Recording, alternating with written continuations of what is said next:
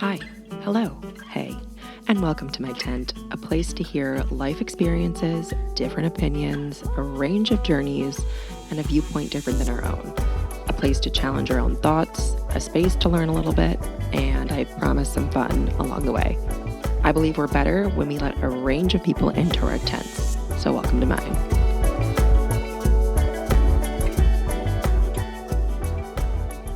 Did you know that our health is encompassed by way more than just food and fitness? Did you know I'm a health coach? What is a health coach? I can tell you. I work with individuals and groups to look at all aspects of life that help make us truly well. I have structured programs to help you create realistic, challenging but achievable, and long term transformations that span long past our time working together. I help you take a multifaceted approach to your health, ranging from food, fitness, relationships, work life balance, financial health, gratitude and joy, creativity, career, and more. If you are looking to make a health transformation, visit my website in the show notes or email me, sarah@sarahjohnstonwellness.com. Cheers to good health.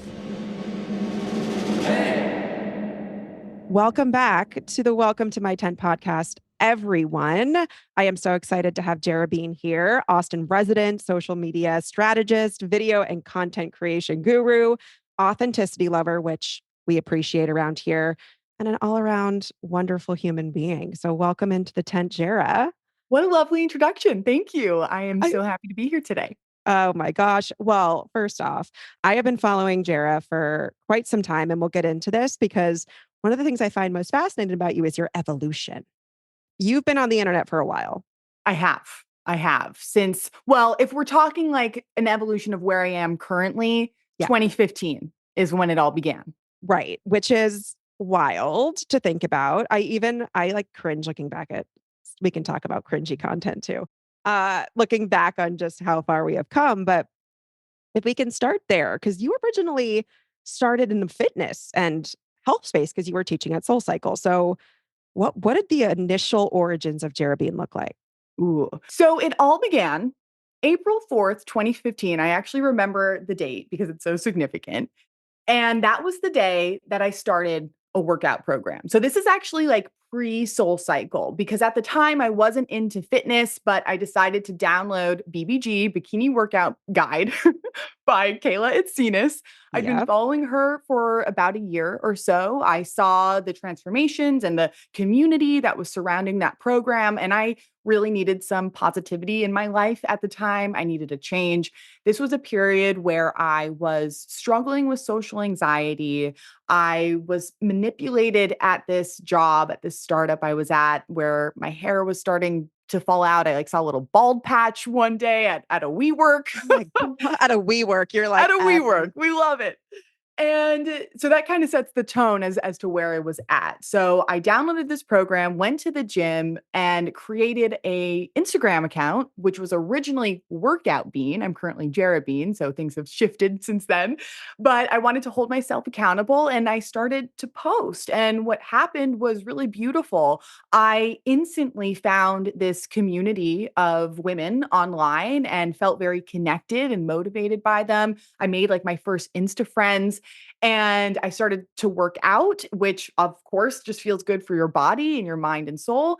And also, coupled with this, of course, is social media. So I found this creative outlet. I'm a very creative person, fine art major.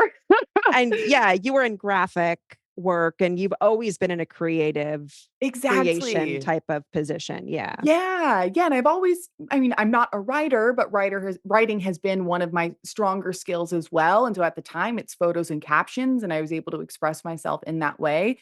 So that's how it all began, and quickly after that, or during that rather, fitness became this huge force in my life where I got my personal training certification, I became a Soul Cycle instructor, which is like a whole other story. I became an Yeah. Adidas ambassador. So yeah, that's really how social media began for me.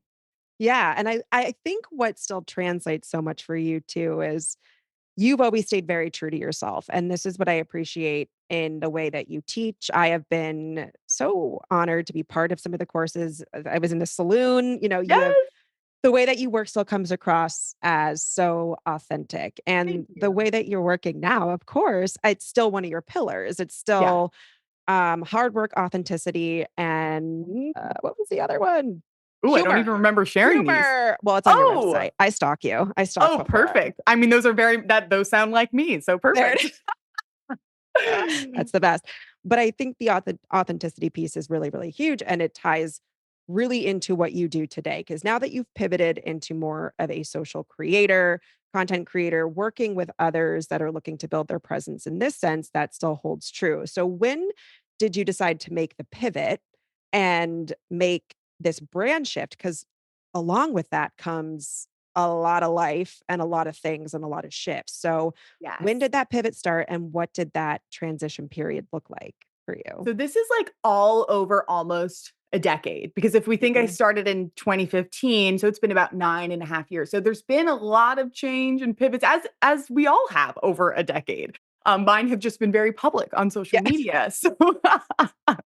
So it all started, as I described, in the world of fitness. And then mid 2018, I actually left the fitness world. I left Soul Cycle. And that was a really big pivoting point because fitness is really what defined me, both as a human at that time, as well as my presence on social media. And so from about mid 2018 towards the end of 2019, looking back now, I would label myself more as a lifestyle influencer, content creator, but I also look at this time as a very in between time for me. I think I felt very lost. I wasn't really sure what the next step was, both in terms of my brand and business and my outward presence.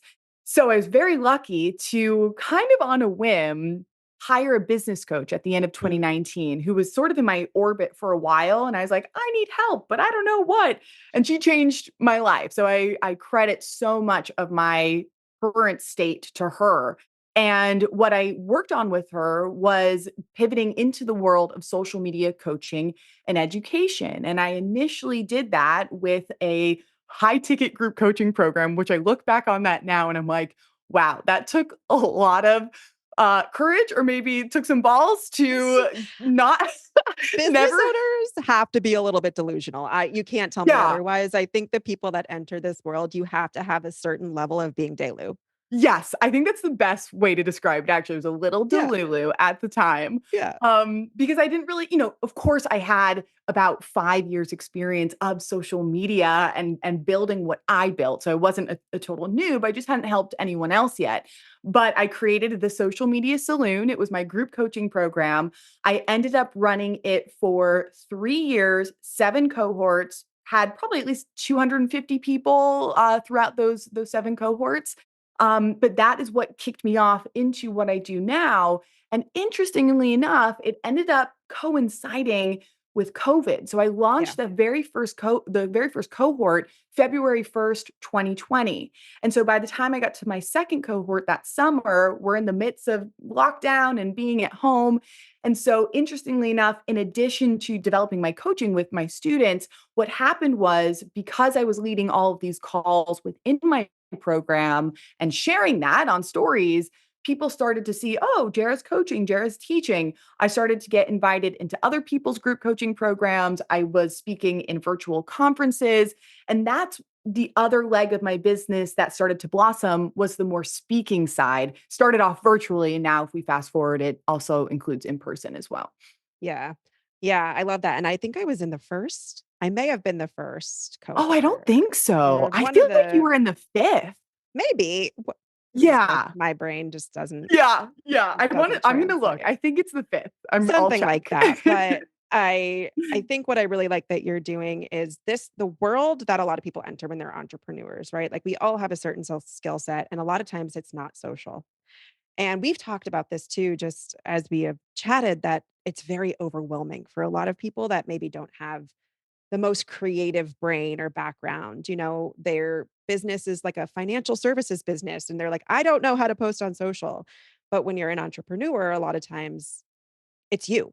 And Yeah. so trying to figure out how to get the idea out of your brain into the internet can be really overwhelming. So how are you working now with individuals, groups, students in trying to translate this massive middle ground of like, A, a lot of people don't even know where like how to get the idea. And then Yeah. how to Yeah. get that into the interwebs. Like that is a lot that happens in between there. It is. How much time? Do we have a couple Yeah. hours to Yeah. No, but I mean, like what you bring up is essentially like the pinnacle of what we're dealing with in a high level for every single person wanting to show up on social media. There's so many facets to it, and that's why it's so challenging. We have everything from simply coming up with the ideas that are more evergreen. It's also understanding short form video content culture, understanding trends and themes and sort of pop culture within short form video content, which exists a little bit more on TikTok, I would say.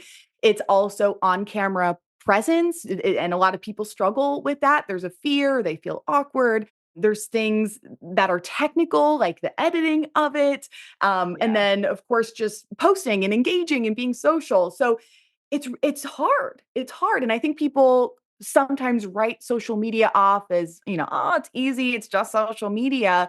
But then when you insert yourself into it, it can be a little bit of a reality check with all the bits and pieces and moving parts that are involved, everything ranging from technical to strategy to, like, confidence. So it's like all the areas of life converging together. Yeah. Um, Yeah. one place that I like to start, and there's not necessarily one right or wrong or black and white way to go about things, but I find this is just grounding for creating a high level overview of the different ways you should be showing up, or more so the different themes that you should be presenting on social media to create a well rounded strategy. And I call it the content pillar trifecta. And there's three types. So we have your expertise, we have business, and we have secret sauce. Now, within this, we can dissect these into more specific things, but imagine these almost as like lenses through which you can then create more specific content ideas. So, for example, expertise is where you are sharing value, knowledge, insights, resources.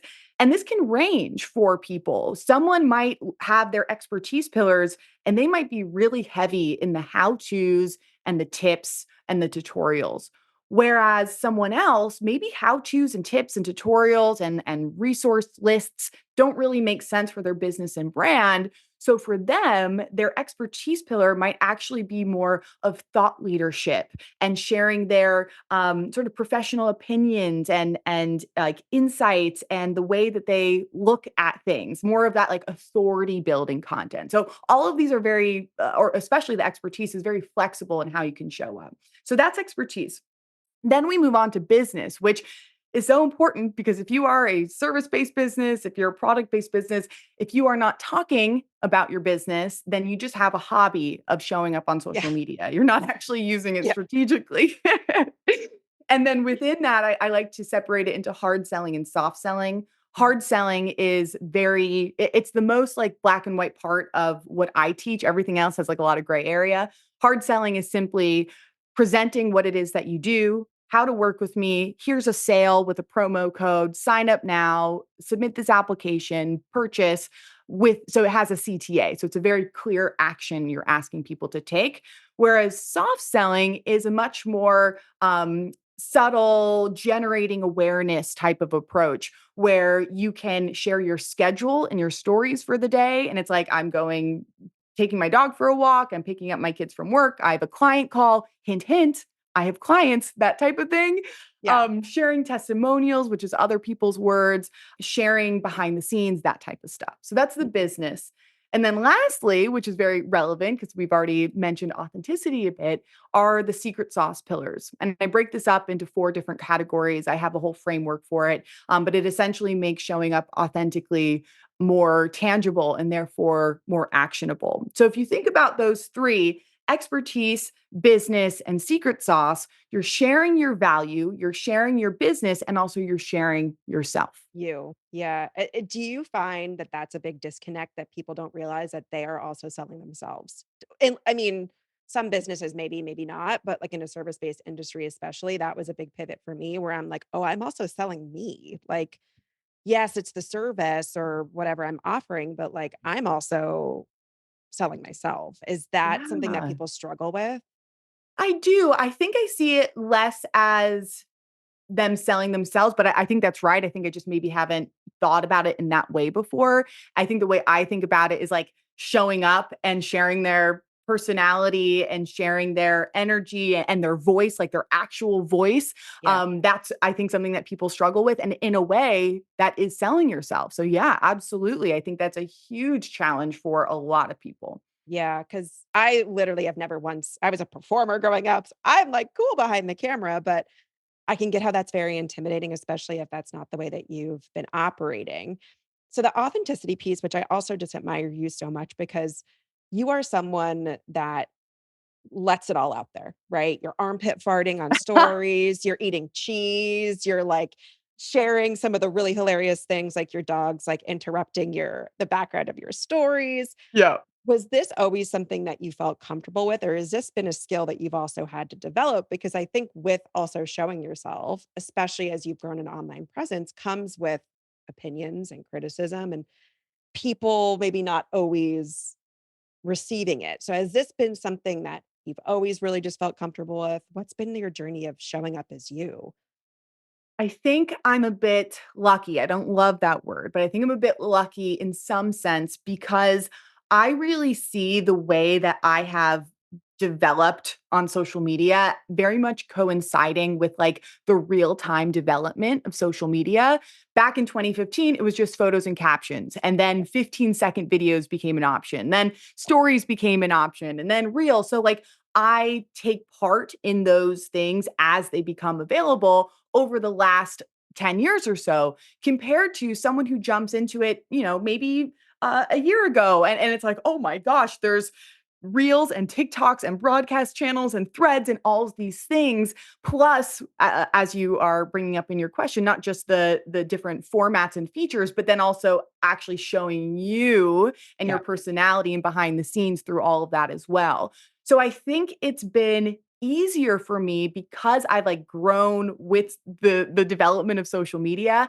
And I think it does feel, for the most part, easy to be me, as in like kind of showing that. I don't think I ever really second guess that too much, which I do think is a strength of mine because I do know a lot of people struggle with that. Yeah. I'm also just like a very silly, wacky, goofy person and like to share that. So that's very easy for me to express on social media. That being said, I mean, I have very thin skin. I Mm, really wish I didn't, but when someone says and I don't get it too much, but, there are very specific things I can remember still over the years of things that people have said to me that have really stuck with me and hurt. And it's also interesting as well because you are constantly open for interpretation for other yeah. people. So regardless of your intention or people are going to interpret that in some way. And so I remember very specifically, this was, gosh, maybe 4 years ago at this point, fairly early on in my days of pivoting into what I do now, which not everyone was super happy with.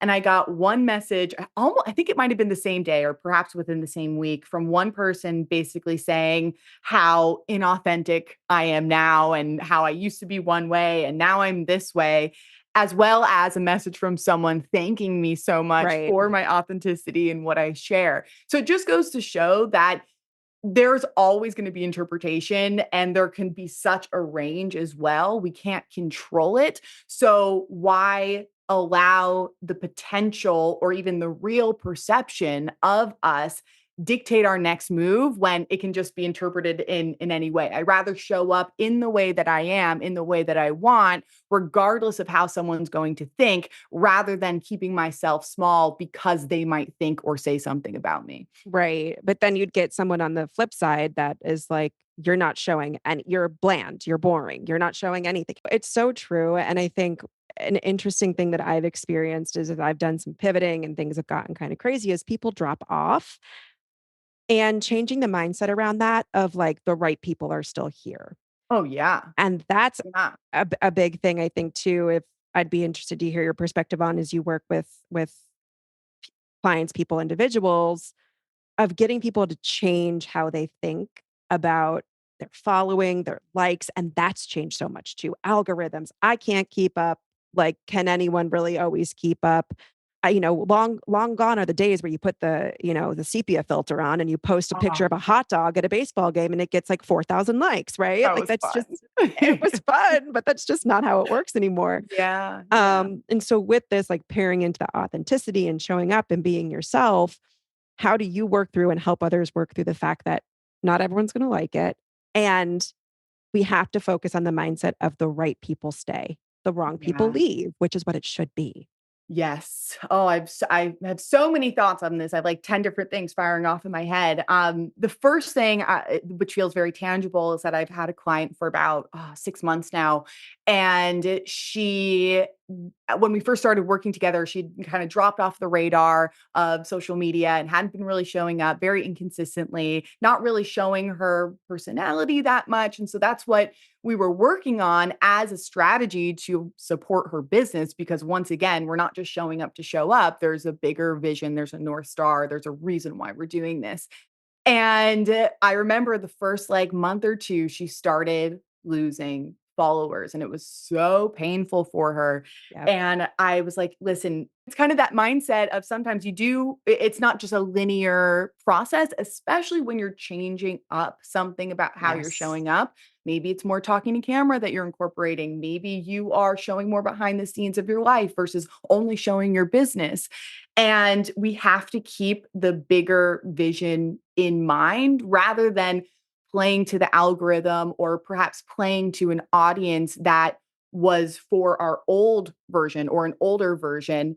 We have to kind of take the short term hit in order to work towards that larger goal or larger vision. And once again, like I said, I have so many thoughts about this, but the other thing I wanted to make sure that I said was sometimes I really believe this, sometimes our most impactful content or most important content is our least performing content. Yes. And that Yes. oftentimes is because think about it, like usually the stuff that goes viral, not all of it, but a large portion is the stuff that's very quick hitting. It's like a relatable thing. It's something funny. It's something silly. It's something shocking. It's something that a lot of people can consume and sort of understand right away. Versus if we're creating a really valuable piece of content with information or something vulnerable about our story, that's intended for a very specific audience to Yeah. benefit from. It's not sort of mass appeal for the most part. And that can often be because of that, our lowest performing content. But just because something doesn't perform well doesn't mean it wasn't a good piece of content. Like I hate on threads, I see all the time people saying like it's not the algorithm, it's your content that sucks. And I feel like that perpetuates the message that if a piece of content doesn't have high views or high engagement, it automatically means it sucks. Like, I just do not vibe or agree with that at all Yeah. because there can be such a range in engagement when it comes to the different types of content that we're sharing. Yeah. If you're talking to everyone, you're talking to no one. Yeah, yeah. And it's not a bad thing to have pieces, maybe a more evergreen, piece or sharing something. Like obviously the most high performing post I think ever is like the day I announced my son was born, right? Like of course, Yeah, everyone it's like can a universal feeling. right. Or then Yeah. randomly, sometimes I'm like, why the hell did this go viral? Nobody knows.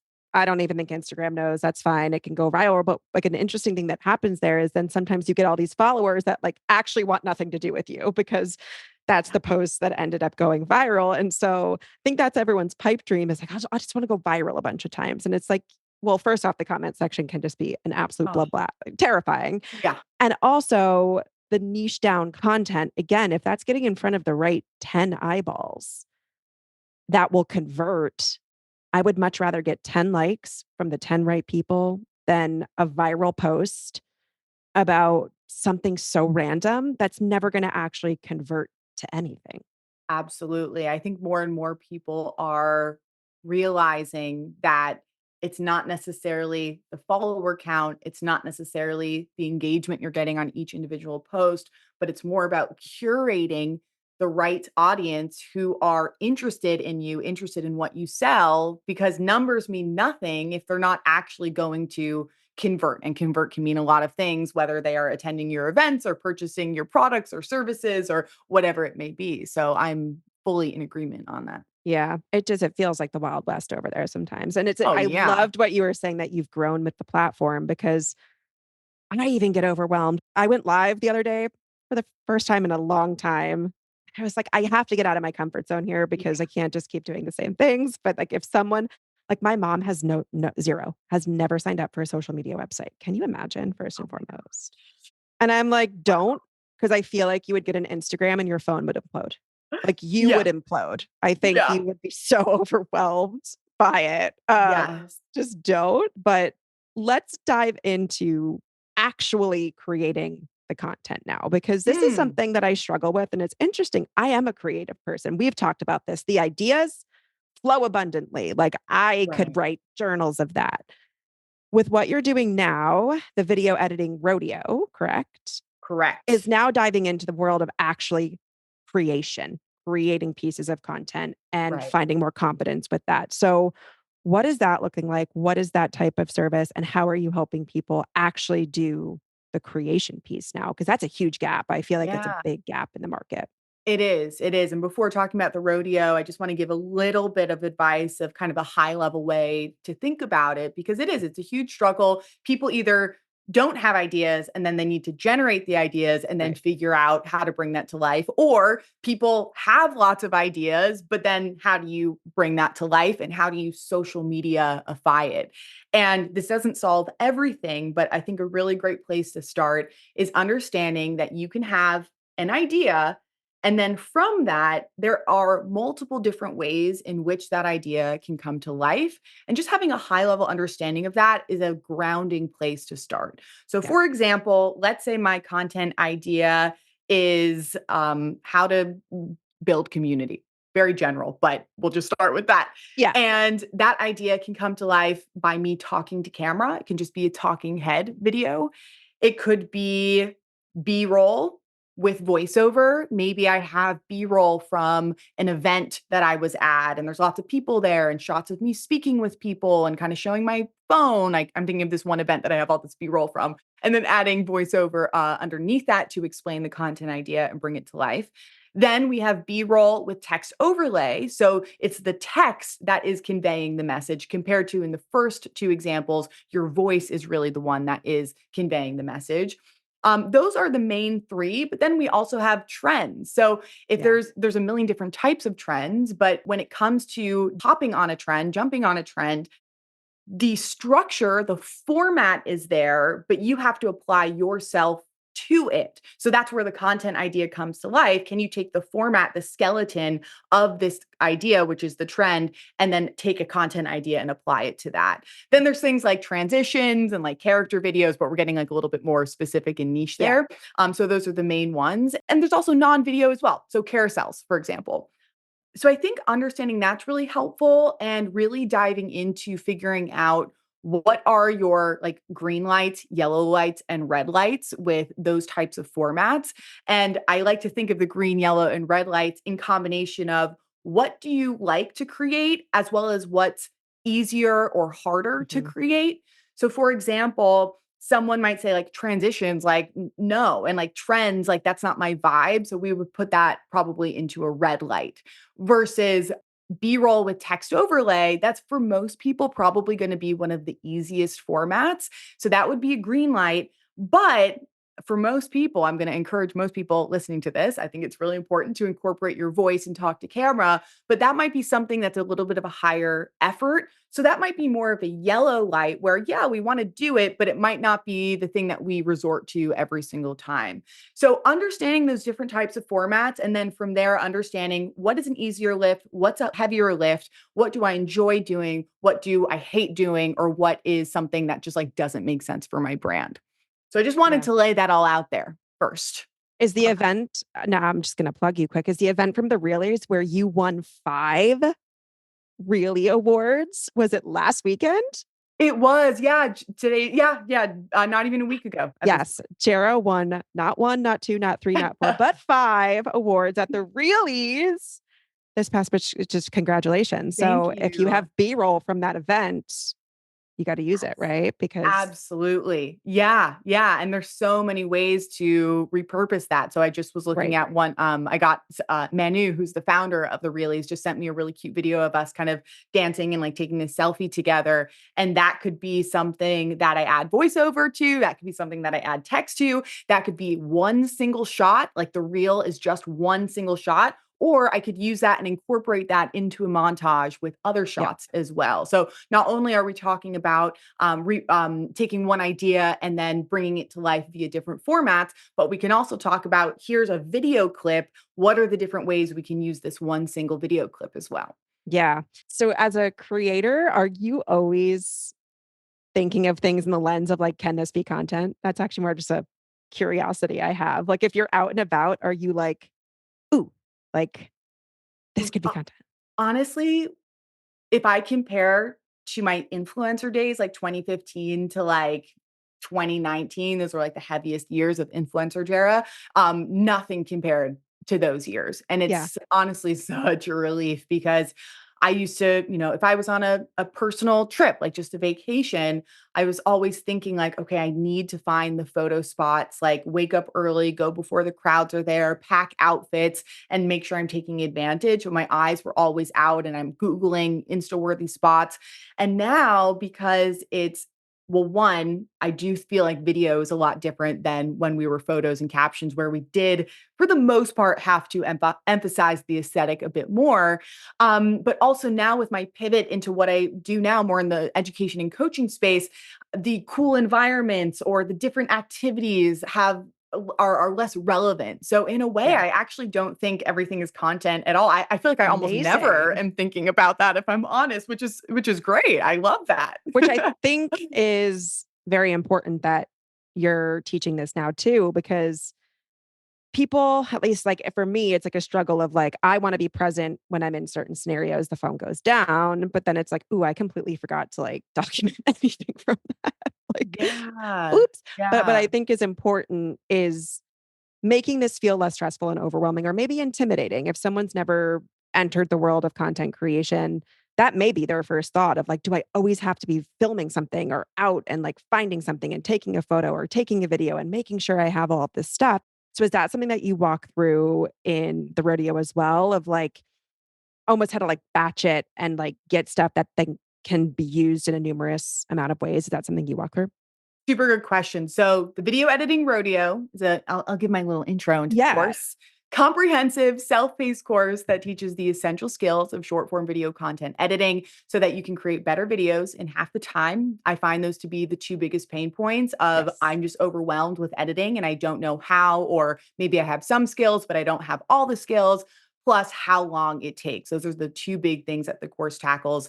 And we start from absolute beginner to pretty advanced. So if you've never edited before, the whole course is also based in CapCut. So if you've never been in CapCut before, we start from absolute square one, but we have editing 101 all the way to editing 106. So if you do Okay. have more experience and you're like, I need to, jump into some more advanced things, we end with things like keyframes and layer masks and some pretty advanced animations and transitions and all that. So on that note, with the video editing Real. rodeo, or the rodeo for short, the primary focus is on editing. I wanted to Yeah. be as specific as possible. So I do tell people if you are looking for how to film and really wanting to learn like how to batch and like how to get certain angles, this course doesn't really include that. It's more about after the fact Yeah. once you have the footage. However, my one sort of caveat to that, which people have told me has been like one of their favorite parts actually, is that at the end of every 101, 102, 103, I have a module that's called Make It With Me. And in Make It With Me is where I recreate videos from scratch. So everything that you learned in editing 102, for example, where we learn about the multiple tracks in your timeline, voiceover, adding sound effects, layering overlays, all that kind of stuff, you then see like anywhere between 5 to 10 different videos come to life using those skills and techniques. Included in that, I pretty much always show my raw footage. So, one of the things that people really respond to is with the talking to camera videos that are in Editing 101, you will see what I look like when I'm recording myself. And I just hit record, I let it run, and it looks freaking awkward as heck because I'll like think of my next line or I'm practicing my next line if I have it written down. And you'll see me kind of like, mouth the words. And you'll see me kind of pause and like awkwardly touch my hair. And then I say the line and I mess up and I say it again. So it does give you some insight into ways that I record different videos, whether Yeah. it's talking to camera or vlogs, or I give a whole behind the scenes with all different types of transitions. So you will see that in the Make It With Me's, but it isn't specifically focused on the filming, the batching, that kind of stuff. Yeah, I still think that that's wildly important as well, because I even catch myself in this where I need to get more comfortable on even if the raw footage is 10 minutes long and I end up only using a piece of it, I tend to be like, "No, stop, re-record, delete," if I mess up or if I need to get more comfortable with Interesting. yeah, that may be like some deep-rooted perfectionism tendencies in there that I should Yeah, yeah, still be working on in sure. therapy most likely, but like that is I love that you show like full to cut to this. Because I also think the editing piece is huge. And first, there's just so much out there, which is great. Like I love that there's so many options to edit and use and apps and things that are trying to make people's lives easier. But then you can also be like, there's 37 apps I can choose from. I have no idea what the hell to do here. And that's the crazy thing because we're talking about all these other elements of, fear of showing up on camera and what are my ideas, but now we're in the technical nature of it and that's just a whole other part. Like having the idea is half the battle and then the rest of the battle is actually bringing it to life. So if you're someone who has great ideas and maybe you're even decent at filming, you're comfortable with that, but if you don't know the tools and the techniques and the different methods for editing that, you could have something amazing to share, but it's not optimized or edited in the way that makes sense for social media and it might fall flat. So you have the technical aspect of like which apps to use. Also, you can edit within Instagram and TikTok, which is really confusing. I Yeah. don't recommend that. I think editing in CapCut 9 times out of 10 is the best way to go. But it's a mix of knowing the apps. I recommend CapCut, understanding the tools within the apps, and then actually knowing the techniques of how to use those tools in the right way to create better videos, but then also to save you time as well. Yeah. That's definitely where I get caught up. And this is something that layers in just from working with you, being in some of your programs and knowing you. How do you also chat with people and provide insights and intel on doing it imperfectly? So I struggle with this too. I'm like, but it doesn't look quite right. But I'm also not a professional videographer or editor. Like that is not what I went to school for. Right. And Mhm. so what's this balance between getting comfortable enough with tools and systems and to a point where you're like, I feel good about this, but also letting go a little bit of it having to be like studio quality, Yeah, professionally edited content. So like that's I right. think an authenticity thing too of like, I want it to look professional enough because this is my business, but also like I have to let go a little bit of it being perfect. Right, right. Well, one thing that comes to mind is that video, even though its entrance into social media has complicated things a bit because video is more complicated than a Yeah. photo and a caption. Well, there's lots of bright sides of this, but a big bright side is that it has also opened the door for social media to be a less perfect place. So prior to Reels and prior to TikTok, we're all worried about our grids and the aesthetics of our photos. And sure, some people are still worried about that, but it has really lessened both in terms of the actual aesthetic nature and the content.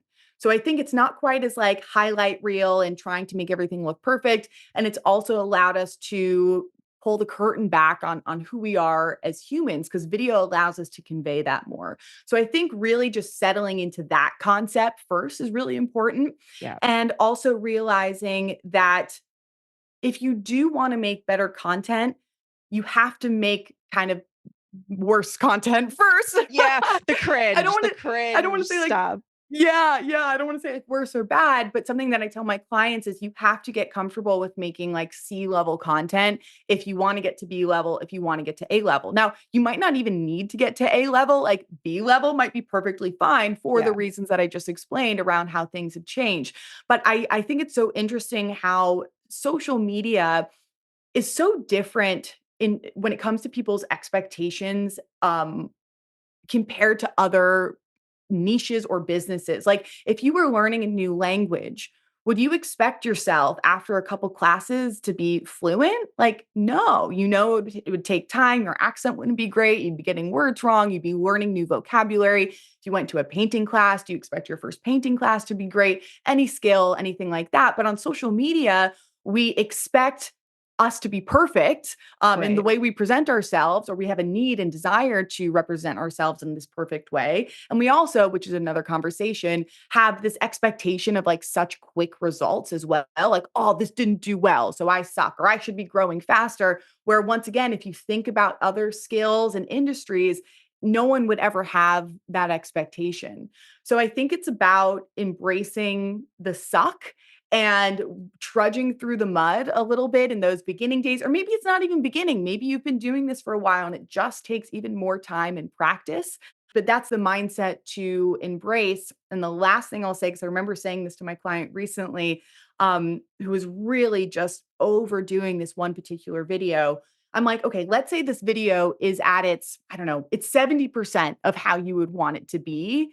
I don't think that spending hours and hours and hours on that final 30% is going to equate to like the extra result you would get by working on that, if that makes sense. So it's like if we're Yeah. just going, spending so much time just dissecting these final bits, I don't think it's going to pay off in the way that we want. The better payoff is post that whatever 70% C-level video and then take the time to then make something else so that you're, posting more consistently, really getting the reps in, and that's how you're going to get better. Yeah. Better done than perfect. And Yeah. obviously, there's certain things in life we probably shouldn't apply that to, but I think social is interesting too. And maybe this is an our generation thing since we grew up like this. Like, this is now something that we've pretty much always had. I mean, we were super young when, computers and whatnot came on the scene. And it's been Yeah. really interesting for me to also, because I have much younger siblings. My little sister's 23, my brother's 25, to also watch how they interact Yeah. on the internet has been really fascinating. And so I think it's really important with the stuff that you're teaching is it's almost like skills you can use to continue to apply as things evolve and change Yeah.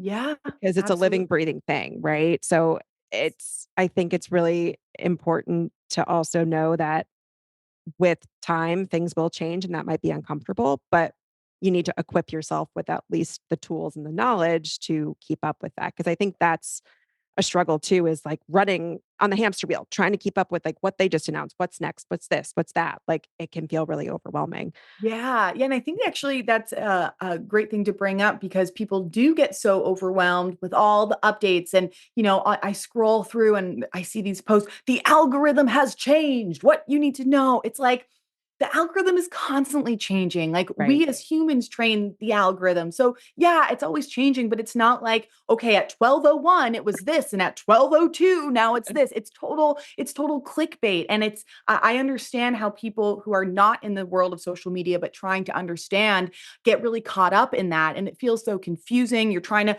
understand the latest tactics and the algorithm.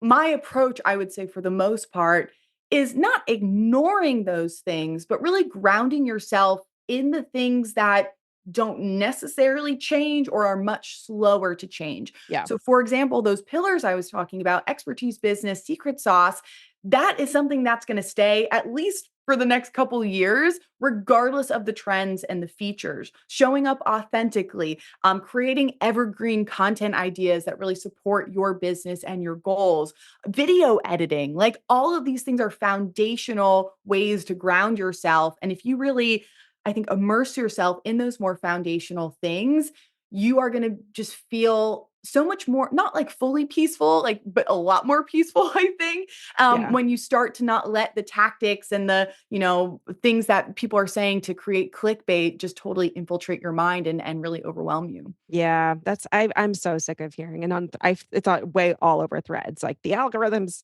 out Oh to my get God. me." I'm like, "I don't think it knows who you are, but that's okay." Yeah.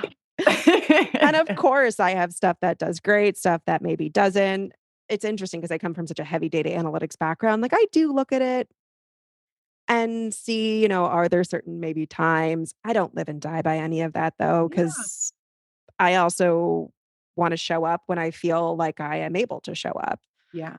Do you have any, and this does not have to be like will or will not definitely happen, any inklings of like what will be coming out or more of a focus in the next 3 years?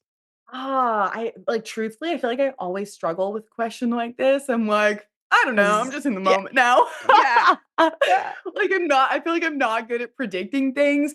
I mean, I do feel in general that people are starting to get tired of like the trend. I mean, it is actually really interesting to see how trends have evolved, like on Instagram specifically, yep, since 2020. Because first we had like the lip dubs, and that was so big, and now that's not really as big of a thing, but it's more of just like the trending audios and the B-roll with the quick text. But more and more, I think people are getting very tired of that. It's for the most part a little bit surface level. So I'm not really sure where like features and how platforms are going to change, but I do think, and I certainly hope that things are going to start to be even more based in personality and perspective and like authenticity and like our humanness versus just the quick flashy yeah, trends. So let's see, but I think it is starting to perhaps trend in that direction a little bit. yeah. There's those trends that I'm like, if I have to hear this sound one more time, I'm gonna throw my phone in the pool. Yeah. Yeah. And, like, I Uh-huh. love her, like, the very demure, very cutesy. I'm like, "I cannot. This is not demure anymore. The demure is Yeah. not demure." So, I try sometimes I'll hop on them, but sometimes I'm just like, "This is so I feel you. overdone," and, And like I think because people understand trend culture even yeah, more now than they did a few years ago, and brands understand it more, to me that and I've seen the trend cycle is faster. So like very demure, very mindful. To me, you had like a 3-day, maybe 5-day window to really hop on that before it did start to get annoying. Cause yeah, right. same. I'm like, and then I saw a few and I'm like, this is over. Like we gotta move past this. We gotta keep going. That's, like, the quick Yeah. stuff. But Yeah. I really appreciate that you aim and do wanna build foundational success, both in the form of how you show up, how you want to represent your brand, and foundations of actually the creation. So, where can people find you to find both the rodeo, work with you one on one, find your coaching? Where can everyone find you? Well, you can always find me on social media, Yes. Jera.bean on Instagram and TikTok.